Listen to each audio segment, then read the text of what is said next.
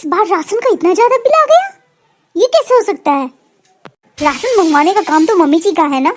अभी पूछती हूँ मैं उनसे। मम्मी जी आई। ये क्या है मम्मी जी, इतना ज्यादा बिल? लगता है 2 महीने की राशन एक ही महीने में मंगवा लिया है क्या? नहीं नहीं वो ऐसी बात नहीं है। दरअसल इस महीने ना ड्राई फ्रूट्स और हॉर्लिक्स मंगवाई थी तेरे ससुर जी के लिए, इसलिए इतना ज्यादा बिल आया है बेटा। ये सब ससुर जी के लिए? लेकिन क्यों मम्मी जी? बहू तुझे तो सब पता है ना, डॉक्टर ने ही कहा था तेरे ससुर जी को ये सब खाने के लिए। मम्मी जी अरे डॉक्टर की बात पे आप चल रही हैं, डॉक्टर का क्या है, उसके पॉकेट से थोड़ी ना पैसे खर्च हो रहे हैं। आप भी ना हद करती हैं। मम्मी जी इस घर में ना ढंग का कमाने वाला एक मेरा पति ही है, मैं ऐसे आप लोगों को पैसे उड़ाने नहीं दूंगी। पापा जी मम्मी जी आप दोनों को तो मेरे पति की परेशानी ही नहीं दिखती। अरे वो कितने परेशान हो गए आप दोनों के नखरे झेलते झेलते। पापा जी मैंने आपको कितनी दफा कहा है, बाहर की जिम्मेदारी आप ले लो। सब्जी लाना सामान लाना ये सब तो आप कर ही सकते हो ना, इससे तबीयत आपकी वैसे ही ठीक रहेगी। हॉर्लिक्स और ड्राई फ्रूट्स की जरूरत नहीं पड़ने वाली फिर आपको। ठीक है बहू, जैसा तू कह रही है मैं वैसे ही करूँगा। और एक बात आप दोनों कान खोल के सुन लो, पैसे कोई पेड़ में नहीं उगते, जो जब जी चाहा जो भी ले लिया। हिसाब किताब से चलना पड़ता है पापा जी। 2 वक्त का खाना नसीब हो रहा है ना आप दोनों को, बस इसी बात से खुश रहो। ज्यादा अच्छी अच्छी चीजें खाने की इच्छा मत जताओ। और मम्मी जी एक बात मैं आपसे साफ साफ कह देती हूँ, अगली बार से राशन हो या कोई भी जरूरत की घर की चीज हो, बिना मुझसे बताए आप नहीं लाओगी और ना ही घर का कोई भी व्यक्ति लाएगा। एक्स्ट्रा खर्च जो बढ़वाई है ना आपने, वो आज ही जाकर मार्केट में वापस कराना, उतने फालतू पैसे नहीं है मेरे पास। कमाना धमाना तो कुछ भी नहीं है, बस बैठे बैठे ये खाएंगे वो खाएंगे। कमाने में कितनी मेहनत होती है कमाने वाला ही जानता है, बैठे बैठे खाने वाले लोगों को क्या पता। तुमने सुना सुधा, छोटी बहू ने क्या कहा?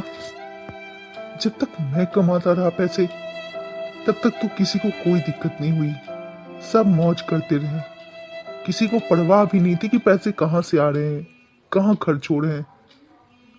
जब आज मैं बैठ गया, जब मैं मोहताज हो गया, तो सबने अपनी पाई पाई जोड़नी शुरू कर दी।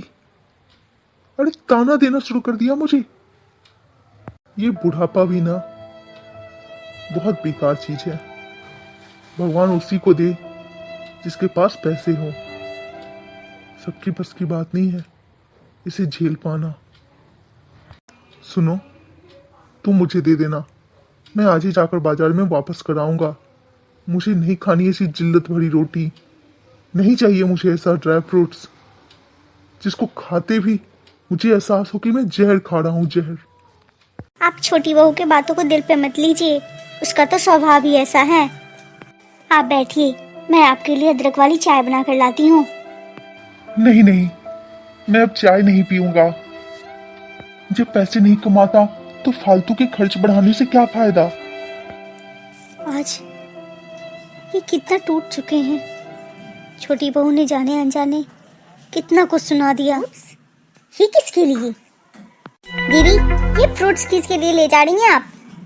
ये तो पापा जी के लिए ले जा रही हूँ, तुम्हें खाना हो तो बताओ, मैं अभी कट करके देती हूँ। पापा जी ना कभी नहीं सुधरेंगे।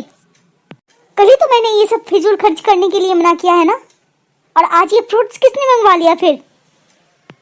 सोनल परेशानी वाली कोई बात नहीं है, ये फ्रूट्स तुम्हारे भैया ने मंगवाए हैं पापा जी के लिए। घर के खर्च देने में तो दिक्कत हो रही है आप लोगों को, और अलग से फ्रूट्स मंगवाए जा रहे हैं। घर में देने के लिए तो भैया के पास फूटी कौड़ी भी नहीं होती, और पापा जी को फल लाकर खिलाया जा रहा है मार्केट से।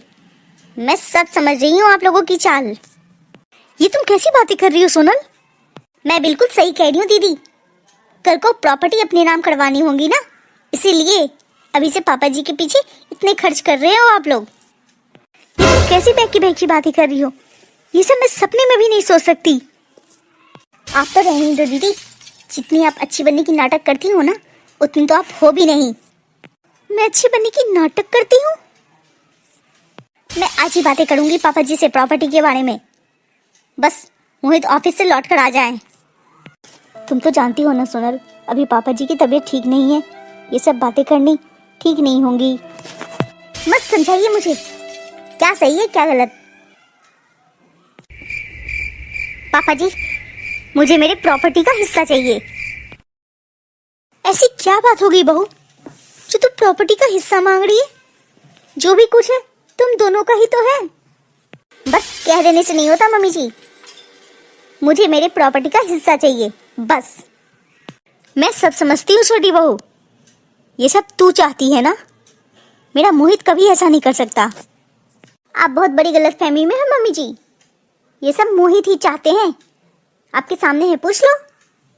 मोहित, बहू जो भी कह रही है क्या वो सही है?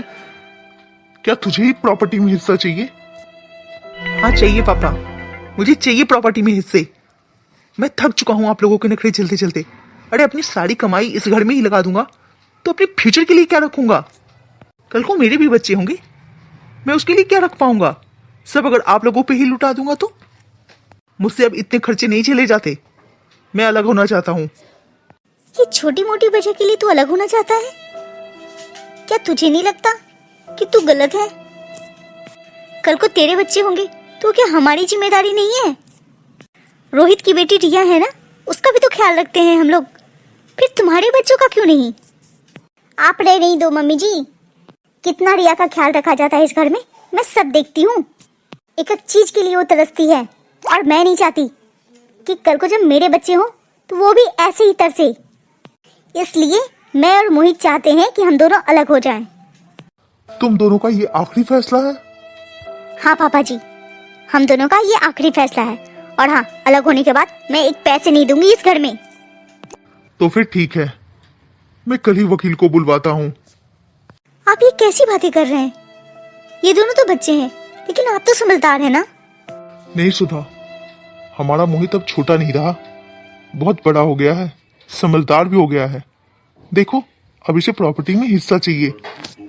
बेटा देख लो, तुम दोनों भाई को कौन कौन सा हिस्सा चाहिए। मैं करने को तैयार हूं तुम दोनों के नाम। पापा, मुझे कोई हिस्सा नहीं चाहिए। मोहित को जो भी चाहिए आप उसे दे दो। सच में भैया, जितने आप नाटक कर लेते हो ना पति पत्नी, उतना तो शायद कोई नहीं जानता। बहू, ये कौन सा तरीका है अपने जेठ से बात करने का?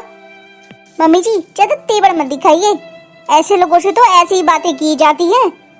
खैर, मुझे अब इन लोगों से कोई मतलब नहीं है। मुझे मेरे हिस्से का प्रॉपर्टी चाहिए बस। हाँ हाँ, ले लेना अपने हिस्से की सारी प्रॉपर्टी। जब से आई है तू मेरे घर में, बस क्लेश करके रख दिया है तूने। ये मोहित कल तक तो अपने बाप के सामने मुंह नहीं खोलता था, और तेरे आते ही इसका चाल ढाल सब बदल गया। जब तक मेरा पति आप लोगों की गुलामी करता रहा तो बहुत अच्छा था। आज अपना हक क्या मांग लिया आपने? मुझ पर ब्लेम लगाना शुरू कर दिया। क्या वो बच्चा है, उसे समझदारी नहीं है क्या? रंग ढंग तो आप दिखा रही हैं मम्मी जी। क्या मैं रंग दिखा रही हूँ? बहू, मैं रंग दिखा रही हूँ कि तू दिखा रही है? सुधा, अब जाने दो। देखो जी, ये छोटी बहू क्या कह रही है?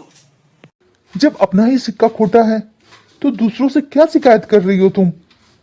हाँ बिल्कुल, आप सही कह रहे हैं।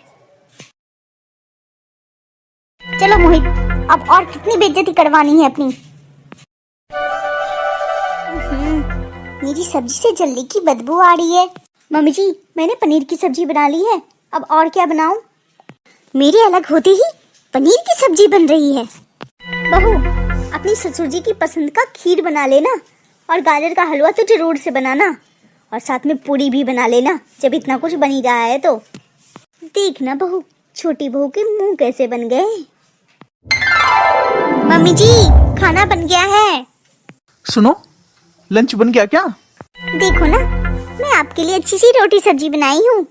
मम्मी जी जल्दी आइए ना, अकेले प्लेट नहीं संभलता मुझसे। कितने सारे रेसिपीज मैंने बना लिए हैं। आई आई बहू। अरे वाह बहू, तूने तो सच में इतनी सारी डिशेस बना दी। खीर, पुलाव, पूरी, रायता, मटर पनीर।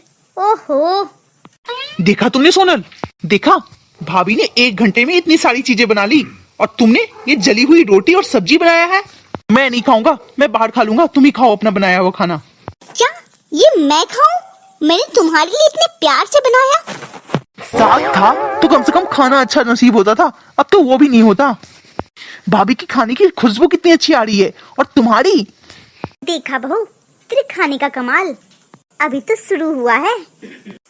मैंने इतने अच्छे से खाना बनाया और मेरे खाने को बुरा भला बोलकर चले गए वो।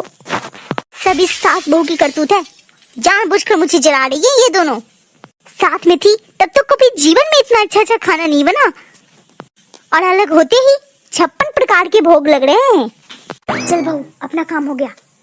जी मम्मी जी। चाय बनाओ ना मेरे लिए, संडे है तो इसका मतलब तुम सोई रहोगी 10 बजे तक। तुम ही बना लो ना चाय, और मेरे लिए भी एक कप बना कर ले आओ। साथ में था तो कम से कम चाय भी टाइम से मिल जाती थी। चाय पियेंगी क्या? हाँ बहू, 4 कप बना ले, हम सब आज साथ में पियेंगे। आज संडे है ना, और साथ में गर्मा गर्म आलू के पराठे। ठीक है मम्मी जी। चाय और गर्मा गर्म आलू के पराठे, ही भगवान, मेरे नसीब में तो चाय भी नहीं है। अरे बाबू, ये तो आलू के पराठे बहुत टेस्टी हैं और चाय के साथ तो गजब ही लग रहा है। पापा जी आराम से खाइए, और भी चाहिए होगा तो मैं दूंगी, बहुत सारा बनाई हूँ। बहू, रात में भी लजीज खाना बनाना, मटर पनीर, पुलाव, ये सब बनाना। क्यों नहीं मम्मी जी, ऐसा थोड़ी है कि मुझे नहीं बनाना आता, मुझे तो सब आता है बनाना। अगर आपको जानना है कि इस कहानी के अगले भाग में क्या होने वाला है तो प्लीज हमें कमेंट करके जरूर बताइए, तभी हम दोनों सास बहू मिलकर ये कहानी आगे बनाएंगे। और हाँ, ये कहानी आपको कैसी लग रही है ये भी जरूर से बताइएगा। आप लोग हमारी कहानी को देखते हैं, पसंद करते हैं, इसके लिए बहुत बहुत बहुत धन्यवाद। ये आलू के पराठे ना मेरी बहू ने बनाए हैं आप लोगों के लिए, अगर खाने हैं तो जल्दी से कमेंट कीजिएगा।